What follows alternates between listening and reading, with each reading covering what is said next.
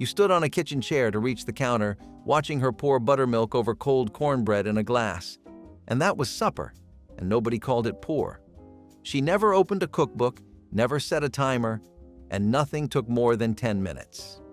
Here are 30 cheap hillbilly 10-minute dinners for seniors living alone. There was a time when the last meal of the day cost nothing but a fistful of cold cornbread and whatever buttermilk was left in the jar. Cornbread crumbled into buttermilk, eaten from a glass with a long spoon, was supper for families across Appalachia, the Ozarks, and the rural Deep South from the Depression years straight through the 1970s. The cornbread had to be cold, at least a few hours old, firm enough to hold its shape when the buttermilk hit it. You crumbled it by hand, poured the buttermilk over, and ate it standing at the counter or sitting on the porch in the dark. A full glass cost less than 3 cents in the 1940s. It required no stove, no heat, no preparation beyond the breaking of bread. The people who ate this every night did not call it a recipe. They called it Tuesday. The jar of bacon grease beside the stove was the most important ingredient in the kitchen, and nobody who grew up in these houses ever threw it away. Fried potatoes and onions cooked in saved bacon grease was a meal that appeared on tables across the Appalachian South 3 or 4 nights a week. Potatoes sliced thin, a rough chopped onion, and a heavy spoonful of drippings from that jar, all pressed flat in a cast iron skillet and cooked without stirring until the bottom turned golden and crisp. You flipped it in sections, not all at once, and the onions went sweet and dark against the edges of the potatoes. In the 1950s, a 10-pound bag of potatoes cost around 35 cents, and a single bag could stretch across a full week of suppers. The grease was free, saved from breakfast, from Sunday's fatback, from every strip of bacon that ever touched that pan. Nobody measured. You scooped until the skillet looked right. That instinct died with the women who owned those jars. The tomato had to be warm from the garden, not the refrigerator, never the store, and sliced thick enough that the juice ran down your wrist when you bit into the sandwich.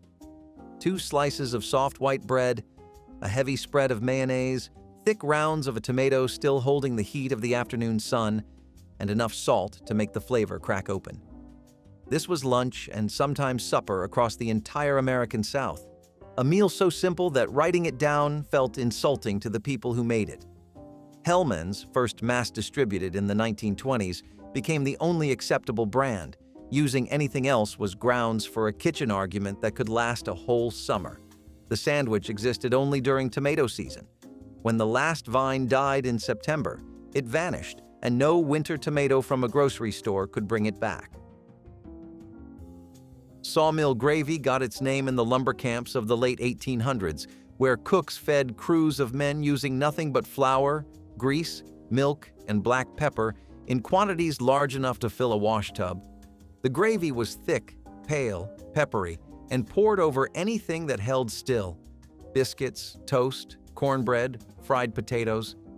You started with a few spoonfuls of bacon drippings in a hot skillet, stirred in flour until it turned golden and smelled like toasted grain, then poured in milk slowly while scraping the bottom of the pan. The whole process took less than 10 minutes and fed a household for pennies.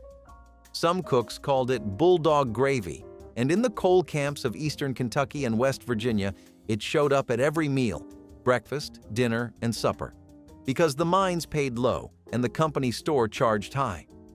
The pepper had to bite. If you couldn't feel the pepper, the gravy wasn't finished. She made it by sound. The sizzle of flour hitting grease told her everything a recipe never could. But before anything could be stretched or seasoned, someone had to know what was safe to eat from the ground, and poke salad was the test that separated mountain cooks from everyone else. Phytolacca americana, pokeweed, grew wild along fence rows and ditch banks across the Appalachian South, and in early spring the young shoots were one of the first greens available to families who had eaten nothing fresh since autumn. The plant was toxic if handled wrong. You boiled the leaves 3 separate times, draining and replacing the water each round to pull the poison out before the greens were safe to eat. After the 3rd boil, you fried them in bacon grease with salt, and they turned dark, tender, and rich, tasting like a cross between spinach and asparagus. Cherokee and rural Appalachian families had been preparing poke this way for generations, and the knowledge passed by standing at the stove, not from any book. One wrong step, skipping a boil, picking leaves too mature, and the dish could make you sick. You either knew how or you didn't touch it. Tomato gravy started the same way sawmill gravy did. Bacon drippings in a hot skillet, a spoonful of flour stirred in. But where sawmill gravy reached for milk, tomato gravy reached for the canning jar. Home canned tomatoes, crushed by hand into the roux, turned the gravy a deep orange red and gave it a sweetness that the pepper-heavy sawmill version never had. A pinch of sugar went in if the tomatoes were too sharp, and the gravy cooked down until it was thick enough to sit on a split biscuit without running off the edges. Across the rural South through the 1940s and 50s, tomato gravy was breakfast, served alongside whatever the kitchen could produce: eggs if the hens were laying, a slice of cured ham if the smokehouse still had one. The color told you what kind of morning it was. Pale gravy meant milk was plentiful. Red gravy meant the cow had gone dry and the tomatoes were filling in. Leftover pintos never went to waste in a mountain kitchen, not when you could mash them, shape them into patties, and fry them in a hot skillet until the outside turned crisp and the inside stayed soft and warm. Bean cakes were the second life of a pot of soup beans, made the day after the original meal when the beans had thickened overnight in the refrigerator or on the back of the stove. You mashed them with a fork, mixed in a handful of cornmeal or flour to hold them together, and fried them flat in bacon grease. During the Depression, when a 12-cent bag of dried pintos could feed a family for 3 days, bean cakes extended that to 4. The first day was soup beans with cornbread. The second day was bean cakes fried for supper. Nothing wasted, nothing thrown out. Every calorie pulled from that single bag of dried beans. The cornmeal crust gave them a crunch the original beans never had, and that crunch made it feel like a different meal entirely. Cornmeal mush was exactly what it sounded like. Cornmeal stirred slowly into boiling water until it thickened into a dense, porridge-like mass. But the real meal came the next morning, when the leftover mush had been poured into a loaf pan and left to set firm in the cold. You sliced it thick, laid the slices in a skillet with hot grease, and fried them until both sides turned golden and crisp, while the center stayed soft and creamy. Cherokee communities had been cooking cornmeal this way long before German-American settlers in the Appalachian foothills adopted the technique, a practice that showed up in household records from Western Virginia and the Carolinas as far back as the 1700s.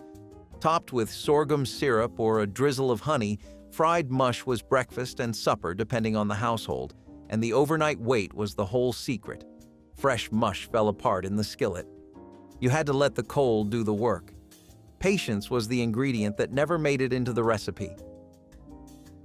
The sound came first, a sharp hiss when hot bacon grease hit raw greens, and then the smell of vinegar rising in a cloud of steam that filled the kitchen before the plate reached the table.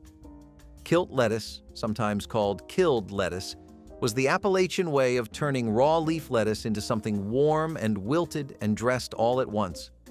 You picked the lettuce fresh from the garden, leaf lettuce, never iceberg, piled it in a bowl, and poured a hot dressing of bacon grease, apple cider vinegar, and a pinch of sugar directly over the raw leaves. The heat wilted them instantly, and you ate it before it cooled, because kilt lettuce that sat too long turned limp and sad. The window between too small and too bitter lasted only a few weeks. You didn't need a calendar. The lettuce told you when it was ready. When the nearest ocean was 500 miles away and fresh fish meant a creek full of catfish you didn't have time to catch, canned salmon was the answer. Salmon patties, canned salmon mixed with egg, cracker crumbs, and chopped onion, shaped into rounds and fried in a skillet, showed up on Friday supper tables across Appalachia and the rural South every week for decades. During the 1930s and 40s, a can of pink salmon cost less than 15 cents and provided enough protein to stretch across 2 meals for a family of 4. Coal mining families in West Virginia and eastern Kentucky relied on them because the company store stocked canned goods but rarely fresh meat. The patties fried best in a well-seasoned cast-iron skillet with enough grease to come halfway up the sides, and you pressed them thin so the edges went crisp while the center stayed moist. The smell of canned salmon frying on a Friday evening was so specific to these kitchens that catching a trace of it decades later could stop you cold in a grocery aisle. If salmon patties came from a factory can, leather breeches came from the porch ceiling. Whole green beans, strung on thread and hung to dry in the open air until they shriveled into tough, leathery strips that could last through an entire winter without refrigeration. The Cherokee had been drying beans on rawhide cord for centuries before Appalachian settlers adopted the practice and renamed them leather breeches for the way the dried pods looked like miniature trouser legs. You rehydrated them by soaking overnight, then simmered them low and slow with a piece of salt pork or a ham hock until the beans softened and the broth turned dark and smoky. Some mountain families called them shucky beans. Same method, different hollow, different name for the same memory. The dried beans developed a concentrated, almost umami depth that fresh green beans could never match, and the old women who strung them every August swore the flavor came from the mountain air itself. Nobody strings leather breeches on the porch anymore. The taste of slow-dried August is gone with the hands that hung them. Hog Killing Day was the most important day on the mountain calendar. The first hard freeze of late autumn when families gathered before dawn to slaughter, butcher, and preserve every part of the pig that could be salted, smoked, or rendered. Cracklin bread came from that day, specifically from the cracklins left behind after pork fat was rendered into lard in a massive iron kettle over an open fire. The cracklins, crisp, golden bits of fried-out pork skin and fat, were stirred directly into cornbread batter and baked in a cast-iron skillet greased with the fresh lard.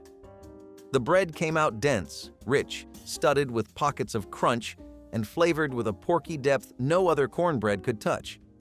Through the 1930s and 40s, families who kept hogs made cracklin bread only in the weeks following the kill, when the cracklins were freshest. When families stopped keeping hogs, the cracklins disappeared, and with them the bread that only tasted right made from a pig you raised yourself.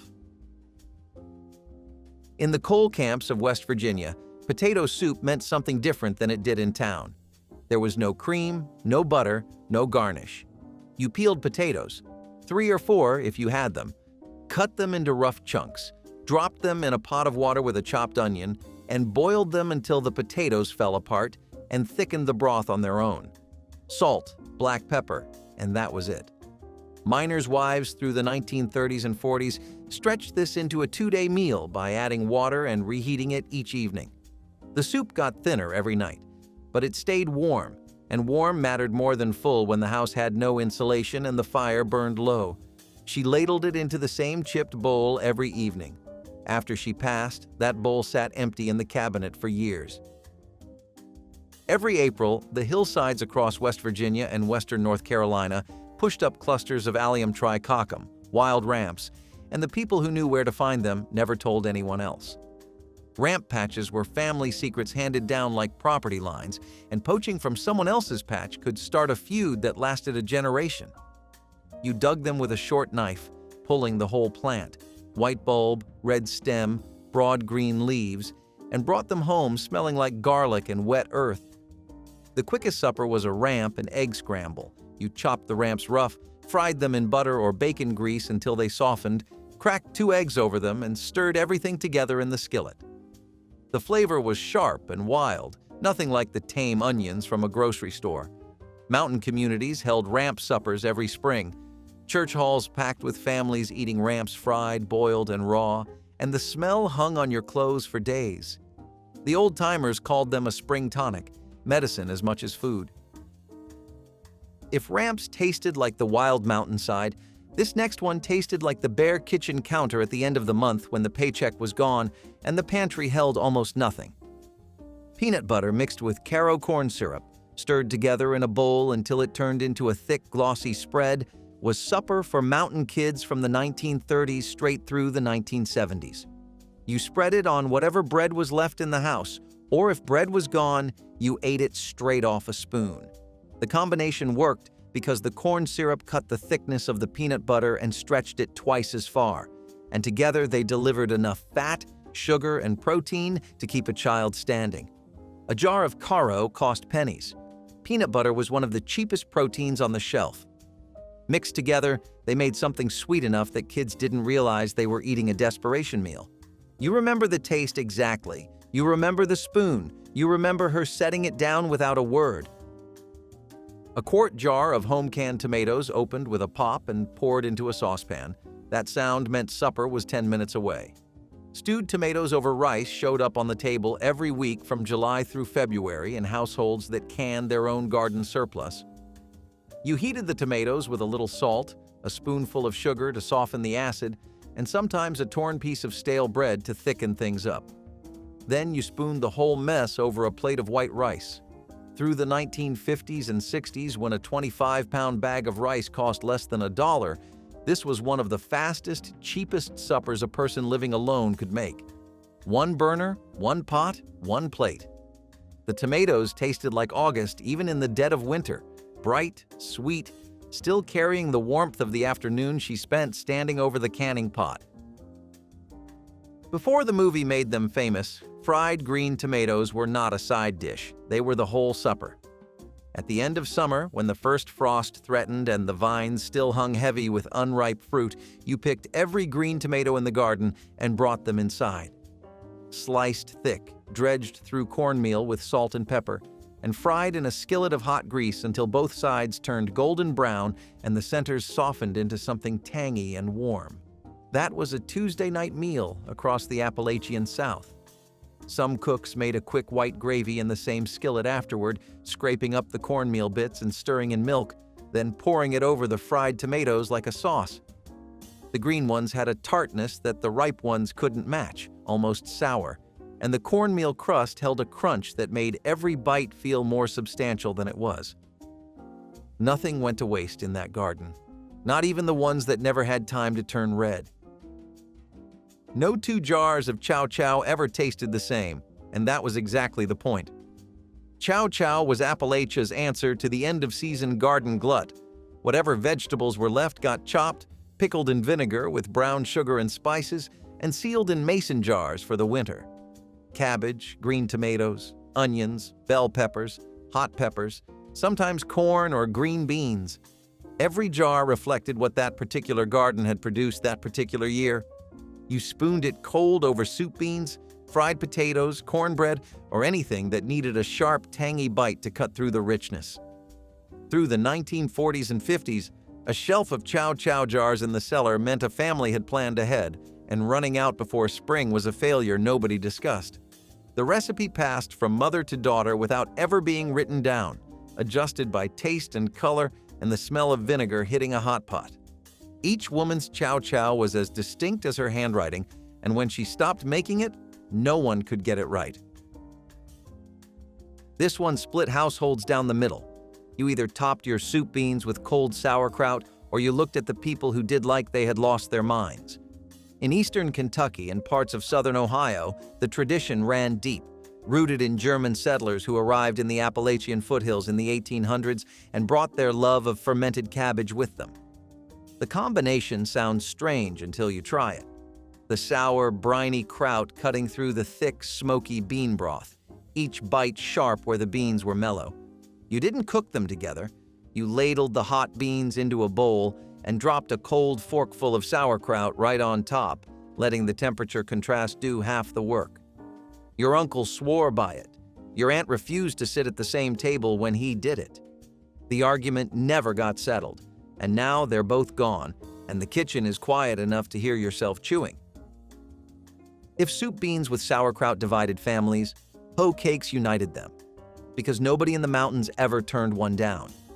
Hoe cakes were the oldest bread in American cooking, older than the country itself, made from nothing but cornmeal, water, and a pinch of salt, shaped into flat rounds and fried in grease. The name came from field workers in the 1700s and 1800s who cooked the batter on the flat blade of a garden hoe held over an open fire. Cherokee cooks had been making a version for centuries before that, pressing cornmeal dough into cakes and baking them on hot stones. In Appalachian kitchens, hoe cakes fried in cast iron with bacon grease turned crisp on the outside and dense, almost chewy on the inside. You ate them with sorghum syrup, with sawmill gravy poured over the top, or just plain with butter melting into the warm center. They cost almost nothing. They took 5 minutes. and they tasted like the mountain itself, earthy, plain, solid. She started it in a cold skillet. Cocoa powder, sugar, a little flour, stirred together dry before the milk went in. And by the time the biscuits came out of the oven, the chocolate gravy was bubbling thick and dark on the stovetop.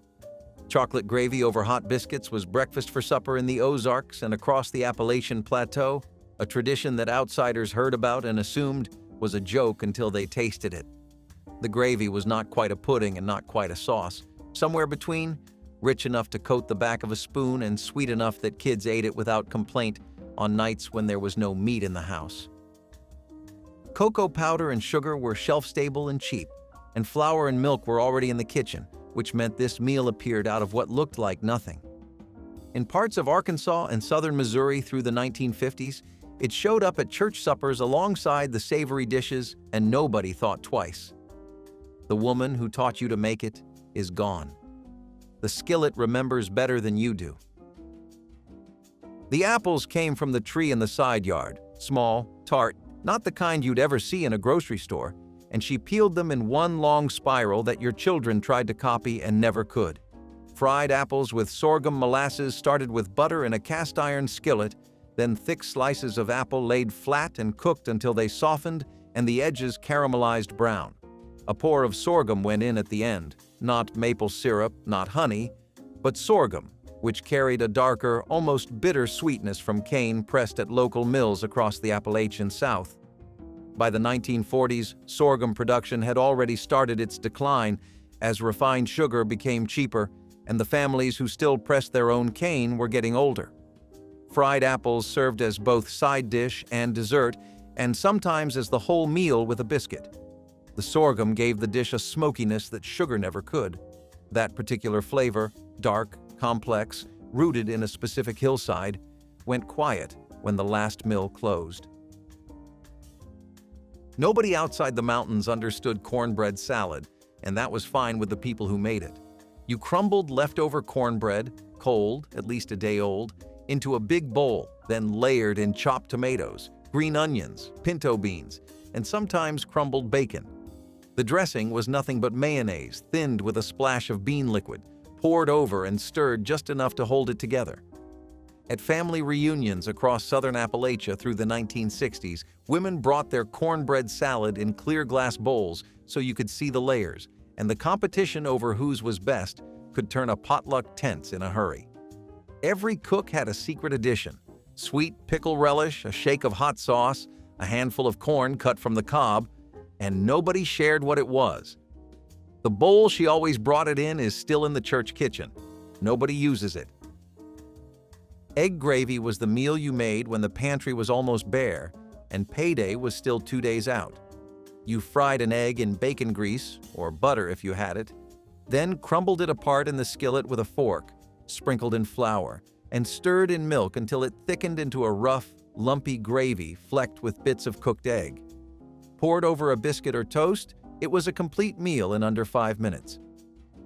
Through the 1930s and 40s, when eggs cost a few cents apiece, egg gravy kept families fed on mornings when everything else had run out. The trick was the timing. You had to let the flour cook in the grease long enough to lose its raw taste, but not so long that it scorched, and the only way to learn that was to stand next to someone who already knew it.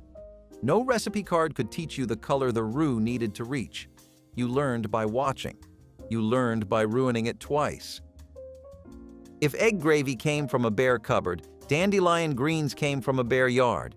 Proof that the mountain women who raised you could pull a meal out of the ground itself when the garden hadn't started and the cellar was empty.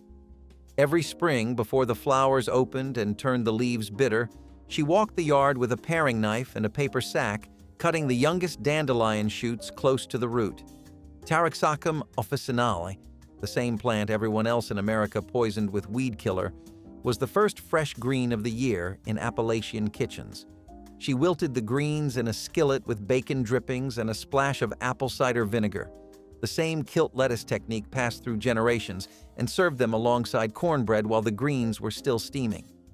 The bitterness of the raw leaves turned mellow and earthy once the hot fat hit them. She never called it foraging.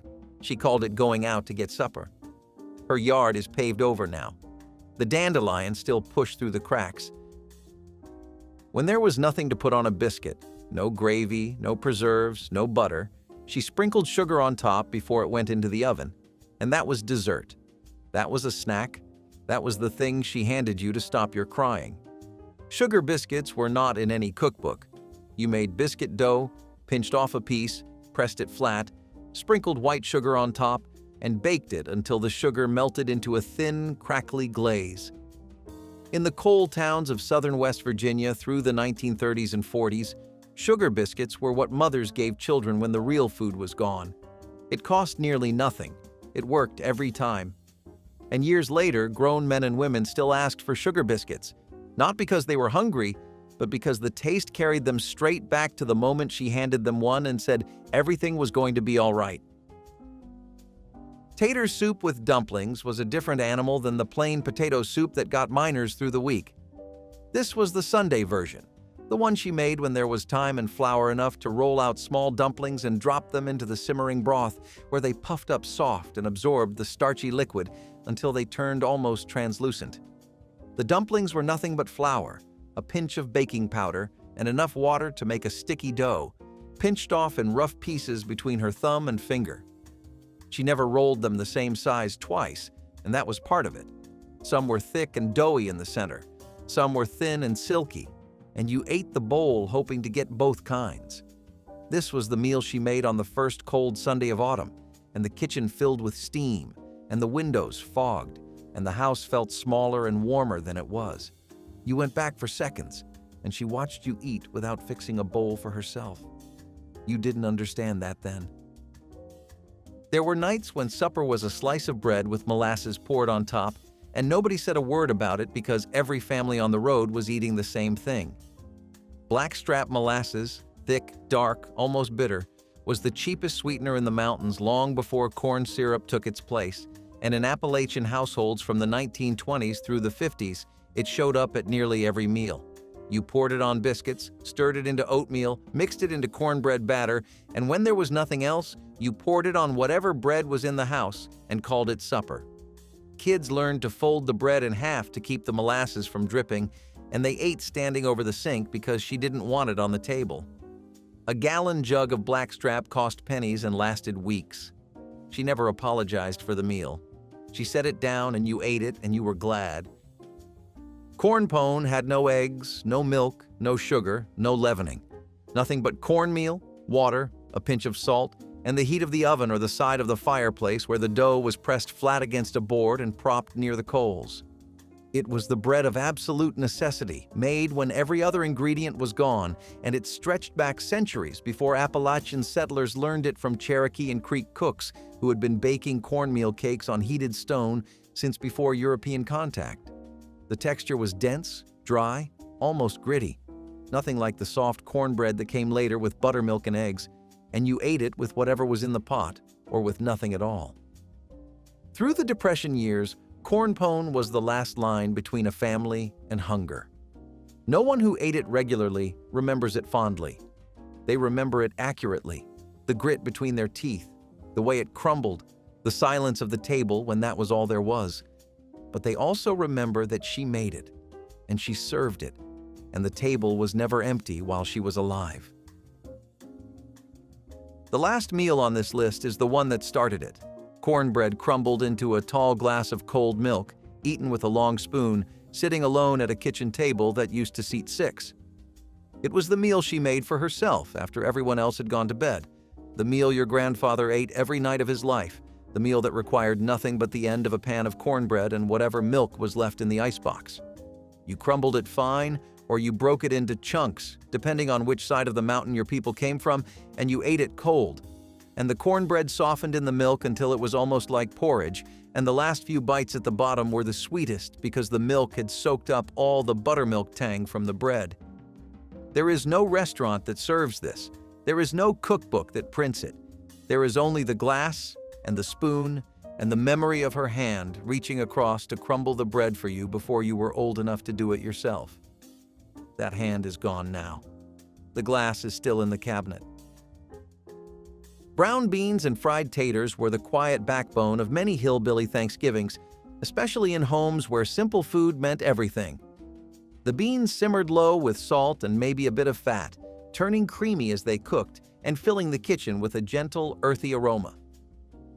The potatoes sizzled in a skillet until the edges crisped and browned, popping softly as they hit the hot grease. Together they made a meal that warmed the body and steadied the heart, the kind of food that reminded families what real comfort tasted like.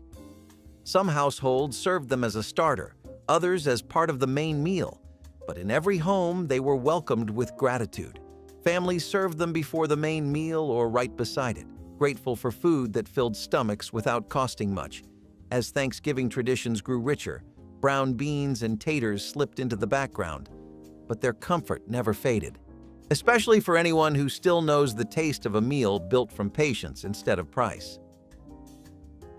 Stack cake with dried apple filling was Christmas dessert requiring community cooperation and weeks of preparation.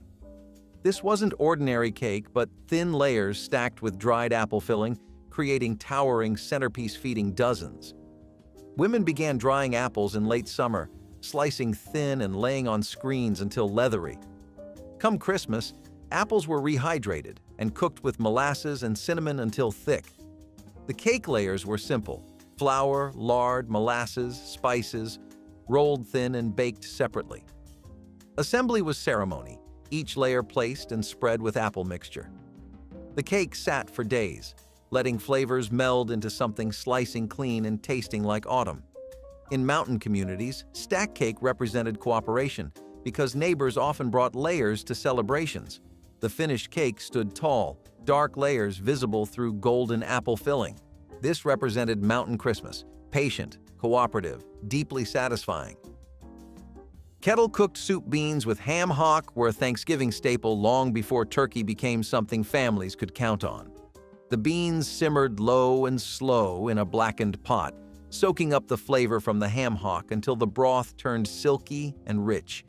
It was the kind of dish that filled the house with warmth even before the fire was fully roaring, a sign that the holiday had begun. Rural families relied on beans to stretch through cold weather, and having them on Thanksgiving was less about luxury and more about comfort. You could feed a whole crowd with one pot, and nobody walked away hungry. Soup beans were proof that good food did not need expensive ingredients, only time and a patient hand. Once grocery stores made turkey more affordable, dishes like this slowly faded from the holiday spotlight. But for many older families, soup beans were the real taste of Thanksgiving, hearty and honest. Fried squirrel with milk gravy turned small game into Christmas celebration, tasting like hickory nuts and mountain tradition.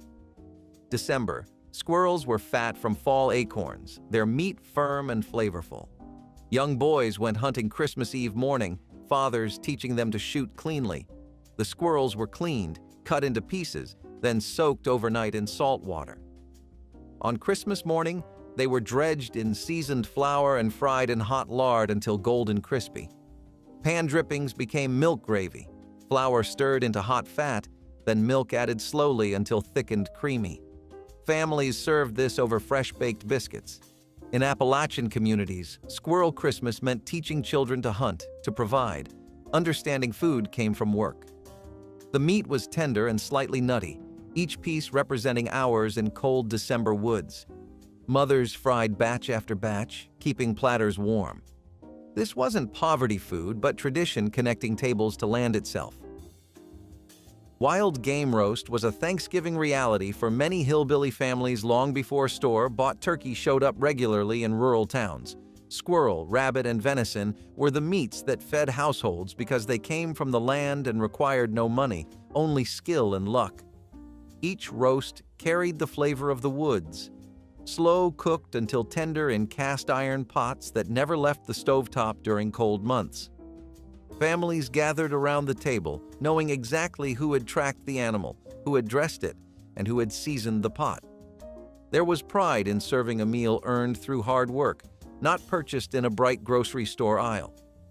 It might not have been glamorous, but it was honest food, and families appreciated every bite because it reflected the life they lived. Children grew up learning that a holiday meal was something you earned, not something wrapped in plastic from a grocery store. When turkey eventually became affordable, wild game roasts faded from the table, but they never faded from memory, especially for those who can still taste the smokiness of a meal that came straight from the hills.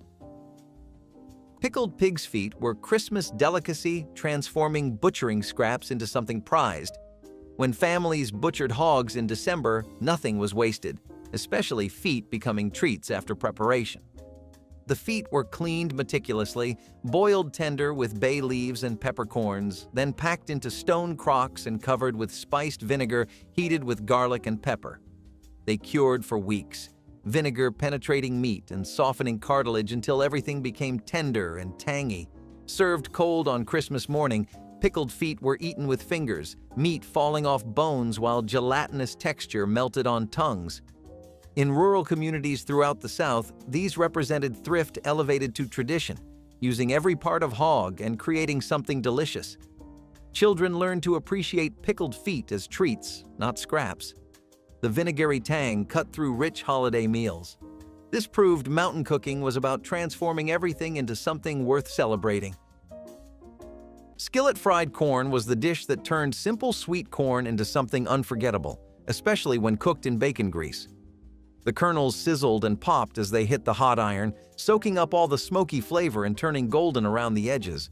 This was not cream-style corn from a can, and it was definitely not corn baked into a casserole. It was country cooking at its purest, built on the belief that a good skillet could transform anything families served, fried corn beside everything from ham to wild game, and it held its own every time. It was sweet, salty, and rich. The kind of side that made plates a little heavier and bellies a lot happier. Modern kitchens rarely take the time to fry corn this way anymore, but those who grew up on it can still remember the sound of that iron skillet and the smell of bacon drifting through the house. Crackling cornbread with cane syrup was Christmas side that elevated simple cornbread into something rich and celebratory. The cracklings, crispy bits of rendered pork fat left from lard making, were mixed into cornbread batter before baking, creating pockets of crunchy, porky richness throughout. The bread baked in cast iron until crusty outside and tender inside, its top golden and inviting. Served with dark cane syrup drizzled over warm slices, this combined savory and sweet in ways that defined mountain eating. In rural communities, crackling cornbread meant using every part of the hog, transforming scraps into celebration. The cracklings added protein and flavor that plain cornbread lacked, while cane syrup provided sweetness families couldn't always afford. This was Christmas abundance created from what others might discard, proving mountain cooks knew how to make luxury from nothing. Buttermilk pie with nutmeg was the quiet dessert of rural Thanksgivings, the one that did not look fancy, but always disappeared first. It was made from ingredients that lived permanently in the pantry: flour, sugar, buttermilk, and a dusting of nutmeg that warmed the whole slice. The filling baked up tangy and smooth with a texture somewhere between custard and cream. This pie did not rely on luxury or decoration, only balance and simplicity. When times were tight, it was the sweet treat families trusted because it never failed and never cost more than a few coins.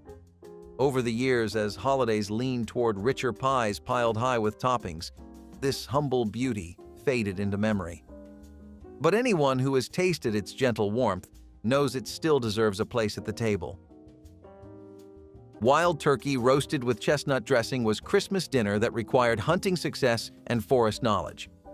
These weren't farm turkeys, but wild birds shot in December woods, their meat darker and more flavorful than domestic fowl. The turkey was stuffed with dressing made from dried cornbread, wild chestnuts gathered in fall, sage, and onions. Roasted slowly, the bird developed crispy skin while staying moist inside, the chestnut dressing absorbing juices and becoming rich and savory. In mountain communities, wild turkey represented Christmas success. The hunter who brought one home provided real celebration. The meat was lean and slightly gamey, requiring careful cooking to stay tender. Chestnuts added sweetness and texture impossible with modern ingredients. This was Christmas earned through December mornings in cold woods, through knowing turkey habits and shooting straight. The finished bird fed extended family, its presence on the table marking genuine achievement. Apple stack cake was the pride of Appalachian gatherings, especially around Thanksgiving. Thin layers of cake were stacked one after another, each separated by spiced stewed apples that soaked into the layers over time. It took patience to make, often shared among several women in a community, because the work was long and the reward worth it, turning the baking into a social ritual as much as a recipe. The apples were cooked down slowly, filling the kitchen with a smell that felt like the whole season condensed into a single pot. By the next day, the cake had softened into something tender, sweet, and deeply nostalgic, the layers almost melting into one another. It was a dessert that brought people together long before store-bought sweets existed, carrying the weight of family stories with every slice. Modern holidays rarely make space for a dessert that takes this much time, but those who remember it know nothing tastes quite the same, and nothing ever will. Wild rabbit in brown gravy was the Christmas centerpiece mountain families harvested from snowy hillsides. These were wild cottontails tracked through December snow, caught in box traps or shot cleanly. The rabbits were skinned carefully, jointed, and browned slowly in pork fat until golden. They simmered for hours with wild onions and black pepper until meat fell off the bone. The cooking liquid became rich gravy thickened with flour. Families served this over biscuits or alongside stored potatoes. In eastern Kentucky and West Virginia, wild rabbit meant Christmas protein that cost nothing, just skill and land knowledge. Children learned holiday meals came from work, not stores. The meat was tender and mild, each piece representing winter mornings spent hunting. This represented self-reliance and connection between mountain people and their environment, proving Christmas abundance didn't require money when you had resourcefulness passed through generations. Potato cakes made from leftover mash were a hillbilly necessity, especially after a long Thanksgiving when not a scrap could be wasted. Cold mashed potatoes were mixed with flour, onions, and sometimes an egg, shaped by hand, and fried until crisp on the outside and soft inside. They stretched leftovers into another meal, making sure no one went hungry the next day, and that nothing from the holiday table went to waste. These cakes were often eaten for breakfast with coffee, or carried out to the barn as a quick bite between chores. Rural households relied on dishes like this because they turned simple ingredients into real comfort, creating warmth from what others might throw away. Potato cakes were proof that thrift and flavor could go hand in hand, that good food did not need to be complicated. Today, they rarely appear on holiday menus, pushed aside by ready-made breakfasts and quick reheats. But their memory still brings warmth to anyone who grew up tasting them right out of the skillet, hot enough to burn your fingers, but too good to wait. Possum roasted with sweet potatoes was Christmas dinner that filled mountain families with pride. These weren't desperate meals, but traditional feasts prepared with care. The possums were caught in late fall after feeding on persimmons and acorns, giving meat surprisingly sweet flavor. The cleaning was meticulous, with possums scrubbed thoroughly and parboiled to remove wild taste. Then they were stuffed with sweet potatoes, onions, and herbs before slow roasting in Dutch ovens. The sweet potatoes absorbed rich juices while skin turned crispy golden. In North Carolina, Tennessee, and Georgia hollows, Possum Christmas meant honoring traditions stretching back generations. Grandmothers taught daughters proper preparation, passing knowledge connecting families to ancestors. The meat was tender and slightly sweet. Served with cornbread and greens, this was mountain fine dining representing cultural identity stronger than judgment. Cornbread dressing with sage and cracklings was the sort of Thanksgiving dish that did not need a fancy name to earn respect.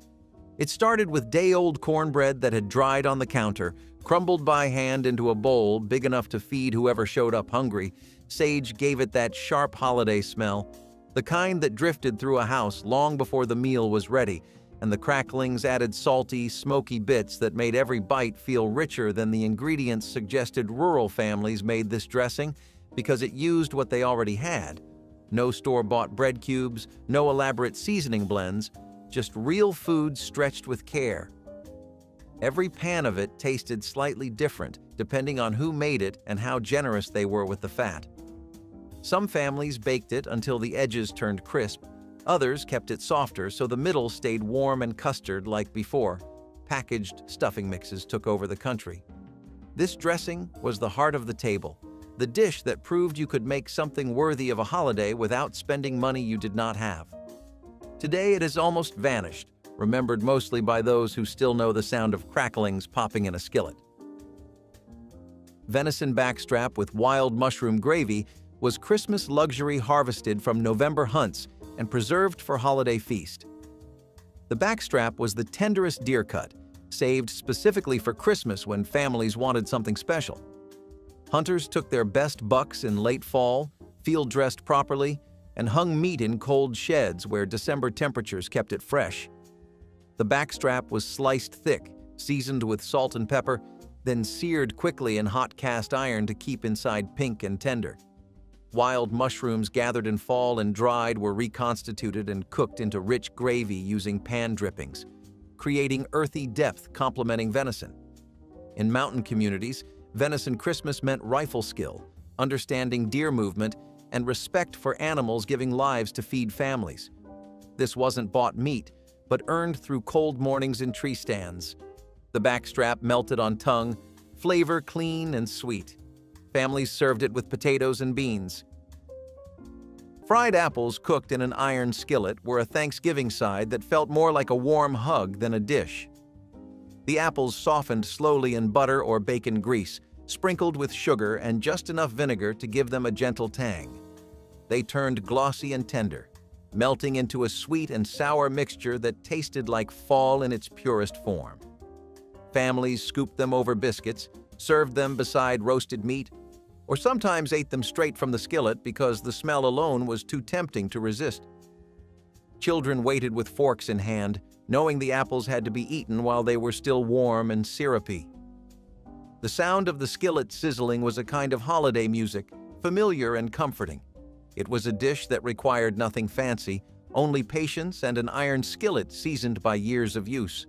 As store-bought pies and canned fillings took over, fried apples slipped off the holiday table, but their memory lingers in kitchens where the past still matters, where the sound of a spoon scraping the skillet can bring back decades in a single moment. Fried rabbit sausage with buttermilk biscuits was Christmas breakfast that turned wild game into something special enough for holiday morning. Mountain families ground rabbit meat with pork fat, sage, black pepper, and salt, forming patties that fried crispy in cast iron. The sausage was lean from rabbit but rich from pork fat, creating perfect balance. Served alongside buttermilk biscuits, split and buttered, this was breakfast that required hunting skill and butchering knowledge. In Appalachian communities, Christmas morning meant rabbit sausage sizzling while biscuits baked, filling houses with savory smells. Children woke to this aroma, understanding Christmas began with food earned through work. The sausage was tender inside with crackling crust outside, its sage flavor marking it as celebration food. This represented mountain Christmas, wild game transformed into tradition, poverty turned into pride through skill and resourcefulness. Homemade chow chow relish was a tangy, crunchy topping made from whatever the garden had left at the end of the season: green tomatoes, cabbage, peppers, onions, and anything else that needed saving. In Hillbilly homes, chow chow was not an optional side. It was the finishing touch that brought beans, meats, and vegetables to life, especially during Thanksgiving when heavy dishes needed a spark of brightness. The whole process felt like a season's farewell, chopping and stewing the vegetables with vinegar, sugar, and spices until the mixture tasted both sweet and sharp. Families stored jars in cool cellars, ready to open during the holidays when fresh vegetables were long gone. Chow chow was a reminder of the garden's generosity. Even in the colder months over the decades, as supermarkets replaced home gardens, this old relish faded away. But it lives on in stories from those who remember a spoonful on top of a steaming bowl of beans. Blackberry jam cake was Christmas dessert, carrying summer's wild harvest into winter celebration. This wasn't ordinary cake, but dense creation, darkened with blackberry jam stirred into batter. The jam came from wild berries picked along fence rows in July, cooked with sugar and preserved. Come Christmas, jam transformed into cake moisture and flavor, tart, sweet, purple. The batter was spiced with cinnamon, cloves, and nutmeg, creating warmth, complementing berry brightness. Baked in cast iron, the cake emerged dark and fragrant, its crumb tight from jam. Some families added caramel icing, others served plain. In mountain communities, blackberry jam cake represented foresight and connection to land, picking berries in summer for Christmas months away. Children remembered helping pick berries, fingers stained purple. Understanding this work would become December dessert. The cake sliced thick, each piece carrying memories of summer foraging. Pickled beets and eggs were once a colorful sight on Hillbilly Thanksgiving tables, glowing bright pink inside mason jars that sat proudly at the center of the spread. The beets gave everything a sweet earthiness, while the vinegar soaked deep into the eggs, turning them tangy and vibrant. Kids stared at them in fascination, adults reached for them with familiarity, and everyone knew exactly which aunt had brought the jar. This dish existed because nothing in a rural kitchen went to waste, especially at the end of harvest season when beets were plentiful and eggs still needed to be used. People kept jars ready weeks before Thanksgiving so the flavors could deepen, and when the holiday finally arrived, the first slice or spoonful tasted like effort rewarded. As store-bought sides became more common and fewer people kept pickling traditions alive, this once-beloved holiday treat slowly slipped away. But in some homes, a bright jar on the table still brings back memories of holidays filled with color and tang. Leather breeches with fatback brought summer's green beans to Christmas through ancient preservation. These weren't canned beans, but fresh beans strung on thread in late summer and hung from rafters. By Christmas, they hung brown, rattling when touched. The beans were soaked overnight, then cooked slowly with fatback until tender. The result tasted like concentrated summer with smoky richness. In Appalachian homes, leather breeches represented connection between seasons, August abundance preserved for December. Grandmothers taught granddaughters proper stringing, threading beans carefully for drying. The beans hung all fall, visible reminders of summer work feeding Christmas tables. Cooked long, they became tender with chewy texture unlike fresh beans. The pot liquor was rich, sopped with cornbread. This represented mountain resourcefulness, preserving without equipment, feeding families through winter using thread and time. Pinto bean pie was one of those Depression-era desserts that held on in rural kitchens well into the 1960s and 1970s, not because it was fancy, but because it worked. Families who grew up on hard times learned that beans could be more than supper. They could be turned into something sweet with enough sugar, spice, and patience. The filling was mashed until smooth, mixed with cinnamon, nutmeg, and a good splash of vanilla, creating a texture almost identical to pumpkin pie. People who tasted it for the first time often never guessed what it was made from, which was part of its charm. In communities where money was tight and gardens could only provide so much, this pie became a quiet symbol of ingenuity. Mothers served it proudly during Thanksgiving, reminding everyone that a good dessert did not require store-bought cans or expensive ingredients. Over time, as modern recipes took over and people became more distant from the resourceful cooking of prior generations, pinto bean pie faded. But those who remember it know it carried a warmth that came from making the best of what you had, especially around the holidays. Whole hog shoulder with crackling bread was Christmas feast requiring community effort, turning December butchering into celebration. Mountain families raised hogs specifically for Christmas slaughter, feeding them all year. The shoulder was large enough to feed extended family, fatty enough to stay moist during long cooking. It was seasoned with salt and pepper, then slow roasted over hickory coals in outdoor pits men tended throughout Christmas Eve night. Fat rendered slowly, creating crispy bark outside while inside stayed tender. Women saved cracklings, crispy rendered pork fat bits, to mix into cornbread batter. The crackling bread baked in cast iron skillets, top golden and crunchy. In rural Georgia, Arkansas, and Mississippi, this meant Christmas smelling like wood smoke for miles. Families gathered around outdoor fires, sharing whiskey and stories while meat cooked through cold night. The finished shoulder pulled apart easily, juice running into crackling bread. Corn pone with molasses was one of the simplest Thanksgiving dishes, yet one that carried the most heart. Cornmeal mixed with water and a pinch of salt baked into a dense, rustic loaf that filled bellies without costing a cent. A drizzle of molasses turned it into something close to dessert, sweet and earthy with every bite, especially when the molasses thickened into sticky ribbons on the warm bread. Families ate it slowly, savoring it because it was often the only sweet thing they would taste all week. For families who did not always have sugar or store-bought sweets, this was as close to luxury as a holiday meal could get, a reminder that simplicity could still feel like celebration. It tasted like survival wrapped in warmth, a dish born from necessity but remembered with affection. As times changed, corn pone slipped away, but its spirit still echoes through every homemade cornbread recipe, especially in homes that still honor the old ways. Salt-cured country ham was Christmas luxury taking months to create and symbolizing prosperity through patience. These weren't store hams, but whole hog legs cured in salt, then hung in smokehouses through fall and winter. The curing began in November, with fresh hams rubbed with salt and sometimes sugar, drawing out moisture and preserving meat without refrigeration. By Christmas, hams developed deep mahogany exteriors and concentrated salty sweet flavor, unlike anything modern. The ham was soaked overnight to remove excess salt, then baked slowly with brown sugar glaze, creating caramelized crust. Sliced thin, the meat was intensely flavorful, salty, smoky, rich, requiring only biscuits and red-eye gravy. In Virginia, Kentucky, and Tennessee, country ham represented wealth and foresight, since families began curing in fall for Christmas.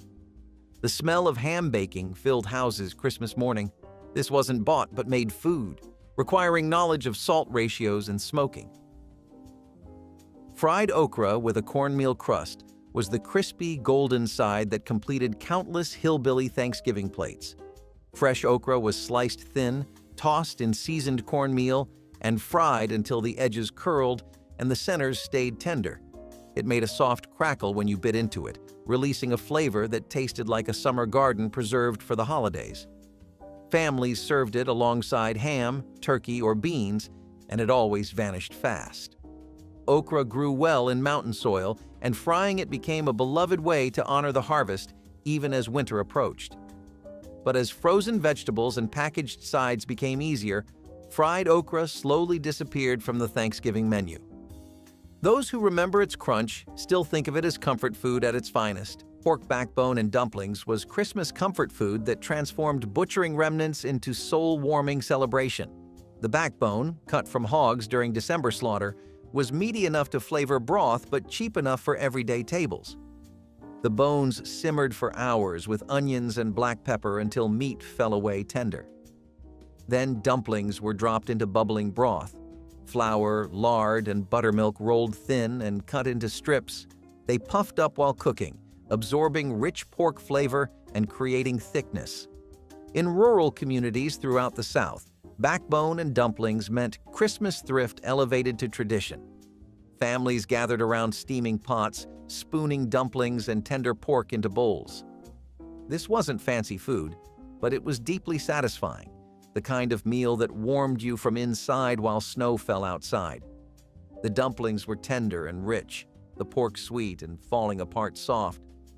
This represented mountain Christmas, making celebration from what you had, turning necessity into tradition passed through generations.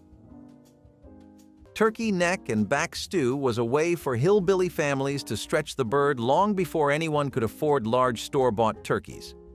The necks and backs simmered slowly in broth with onions, potatoes, and carrots until the meat loosened from the bone and the stew thickened into something hearty and filling. This dish was made with gratitude because every part of the bird had a purpose and nothing was wasted. Families gathered around bowls of this stew while the rest of the turkey cooked, sometimes treating it as a Thanksgiving appetizer or, in leaner years, the main event. The flavor was deep and comforting, carrying a richness that came from patience rather than price. Today, most people discard these parts without a second thought, but older generations can still recall the satisfaction of squeezing every last bit of goodness from the holiday bird. Persimmon pudding with hard sauce was Christmas dessert that captured wild sweetness of mountain autumn. Persimmons had to be gathered after first frost when they became soft and intensely sweet, their astringency gone. The fruit was pressed through sieves to create smooth pulp mixed with flour, eggs, milk, spices, and molasses. Baked slowly, the pudding emerged dark and dense, its texture somewhere between cake and custard. Hard sauce, butter and sugar beaten until fluffy, flavored with vanilla or whiskey, melted over warm pudding, creating rich contrast. In mountain communities, persimmon pudding represented patience and knowledge, knowing when persimmons were ready, understanding how to preserve their flavor. The pudding was deeply spiced with cinnamon and nutmeg, its persimmon sweetness unlike anything else. This was Christmas dessert that couldn't be rushed or bought, requiring understanding of seasons and willingness to wait for nature's timing. 30 meals, and every one of them tasted better from her hands. Like and subscribe before the last kitchens go quiet.